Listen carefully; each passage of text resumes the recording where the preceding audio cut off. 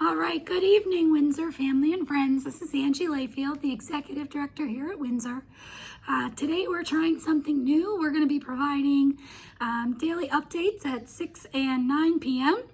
Running on channel 2501, just to let you know what's going on in the community, any changes we've made, etc. So as you know, in previous versions of Angie's Notes and the meetings we've had and the news that you're watching, we find ourselves in a pretty unique situation, a situation that is evolving every day.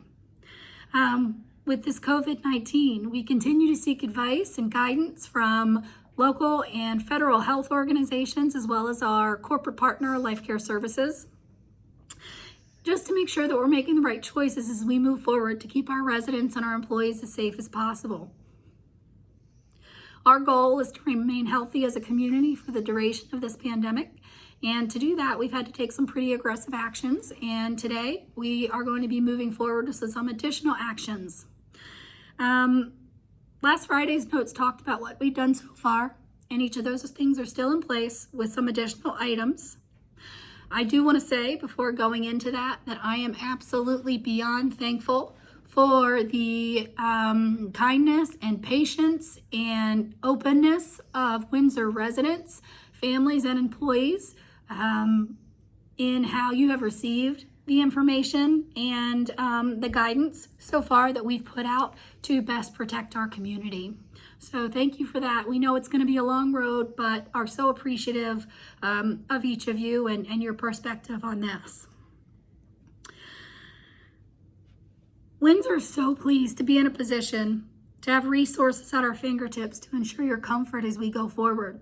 So, you know, we know that we're going to have food. We know that we're going to have our paper supplies. We know that we have all of our cleaning supplies. So we don't want you to be worried about those kinds of things. We want you to be worried about staying healthy. And to do that, we want you to remain in the community as much as possible. Only exception really being necessary medical appointments. So I do want to reiterate that. As a community, we're only as healthy as the individuals that we let come and go to the community, and that includes our staff and our residents. So we really do need your help using good judgment in terms of leaving the community. And again, our recommendation is that you do not, unless it is absolutely necessary for your health and safety. All right, so I want to go ahead and recap some of the things that we have done so far. And I'm going to note as we move through the list what is an existing policy since we put in place Saturday morning at 7 a.m. That would have been, March 13th versus things that are going to go into place as of 7 a.m. tomorrow, March 17th. Okay, so previously we had implemented a suspension of personal visitation to both the village and neighborhood areas of the community. That was assisted living and memory care. And at first that was based on guidance from the CDC and a strategic mitigation paper for a high-risk area, specifically Florida, with the population we have over age 65. So initially that was what that was based on. However, very quickly that turned into an executive order by Governor DeSantis and the Agency for Healthcare Administration. So actually, that is a current executive order that there is absolutely to be no visitation in assisted living communities across the state of Florida. Because of the high risk of our whole community, we've actually decided to extend that restriction to the club side, meaning independent living. Therefore, as of tomorrow morning, Tuesday, March 14th, we will be suspending personal visitation to the whole of Windsor, with the exception of medically necessary visits. So if you get physical therapy or speech therapy, or you have a personal service provider, private duty that comes in to help you, those people will still be permitted entry at this time. However, personal visits are going to be restricted. Again, I mentioned this previously, and this is critically important to our ability to maintain a safe and healthy environment here at Windsor for the duration of this pandemic event. And that is, we highly discourage residents from leaving the community, really under any circumstances, with the exception of something that is critical to your health and safety. So a very, very important medical visit. The dental visit can probably wait. The hair appointment off-site can probably wait. Meeting your friends for lunch, it can wait. We really need our residents to restrict their coming and going to the community to absolutely critical life events. We stand with no individual under age 14 can enter the community. As we know, they are individuals that have a high potential of carrying the disease but not showing symptoms. We are still implementing screening throughout the community for anyone who enters, whether it's an employee, whether it's a vendor, whether it is a healthcare provider, or a resident re-entering the community from a medical appointment. We continue to screen with the appropriate CDC-based questions, as well as taking temperature to make sure that someone's temperature is not exceeding 100.4, which could indicate active infection. Please note that we have made changes to that process since we implemented it on Saturday morning. We were funneling all of our visitors through the club entry, or all of our entries and exits through the club entry. We have now decided that during regular business hours, we are implementing a second screening station only for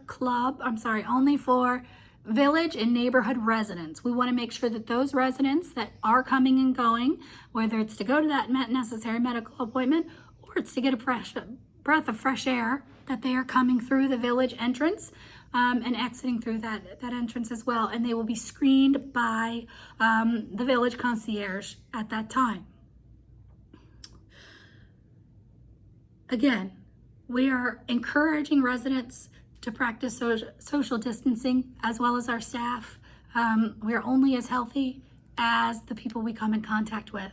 So please, again, do be mindful. If you do go out to that medical appointment, please try to keep that 6-foot distance around you. Make sure that you're sanitizing your hands. Make sure that your healthcare practitioner is too. We need to be focused on that when we're out of the community too, because we could step out for 30 minutes, come in contact with an infected person, and potentially bring it back to Windsor. And that, again, is what we're trying to avoid. Marketing visits have been suspended, and we still are not allowing any guest room use by visitors, obviously, in that the visitors have been visitation has been suspended from the community. Transportation services have been suspended, with the exception of medically necessary transportation, and those are observed on a case-by-case basis. But the loop, bank runs, church runs are not going to be happening for a period of time. Let's see. Anyone that enters the community prior to screening, please use the hand sanitizer at that entrance. We want to make sure that your hands are nice and clean before you come into the community. Don't touch your eyes, your nose, your mouth, etc. One of the bigger challenges that we faced here in the community, because we are largely a very integrated community, is asking residents in all areas of the community to remain in their respected area.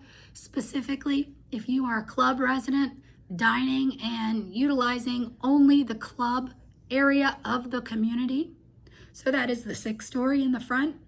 Whereas village residents, were mandating that you use the Ashby and the areas within that 3rd, 4th, and 4th story of the village building, with the exception of the mail room. And then, of course, the neighborhood residents are restricted to the neighborhoods. And again, we are doing this because in the event that we do have a case of COVID-19, our goal is to contain it within the community. So our best chance of containment is by restricting access to certain areas of the community.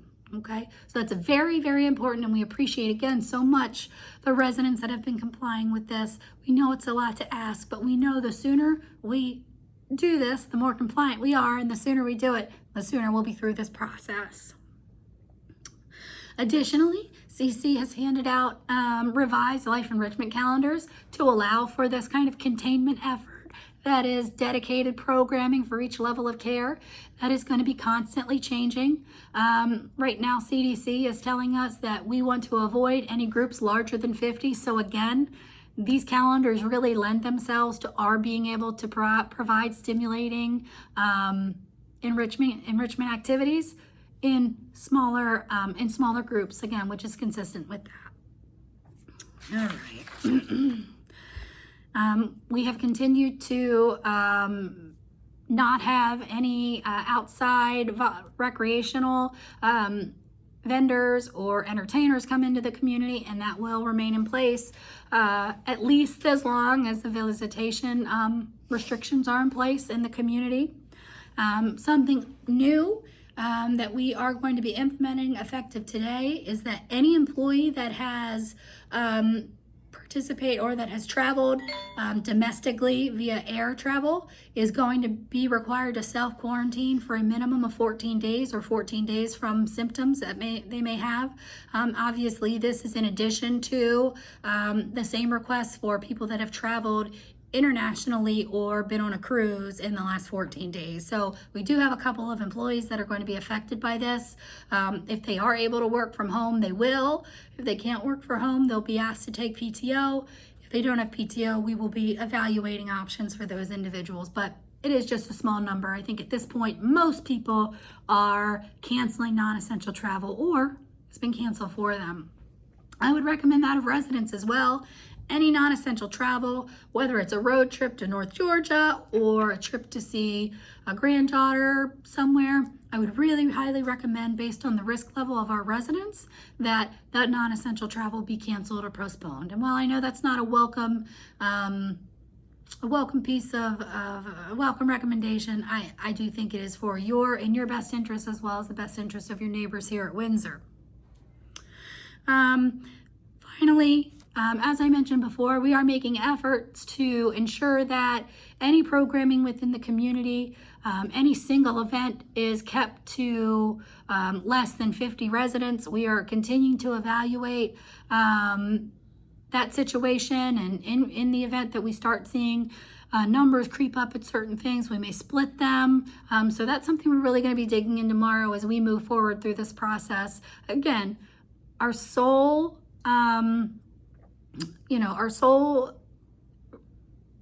priority here, thank you, Cece, is the health and safety of the residents. And when we know these things may be inconvenient and sometimes a little frustrating and residents might feel a little bored, our sole priority is making sure that the community is safe and healthy through the duration of this. I will be holding more in-person resident meetings this week. Specifically, we're going to do that on Wednesday, March 18th, right? We're going to do 10 a.m. in the Stetson Lounge for the village residents like we did previously. And we are going to do 3 p.m. for the club residents, which is the time of the regularly scheduled executive directors meeting. So at that time, I'll present what's going on, any changes, share any feedback, observations we have, report on things that are going well, things that have been more of a challenge, and offer you the opportunity to ask questions as well. If you do think of questions in the interim, please don't hesitate to call, leave them on my voicemail, leave them with the receptionist, talk to Cece, and we'll be happy to bring them up during the updates that we provide each evening. Okay, let us see. What else do I want to cover? We have 1 minute. All right.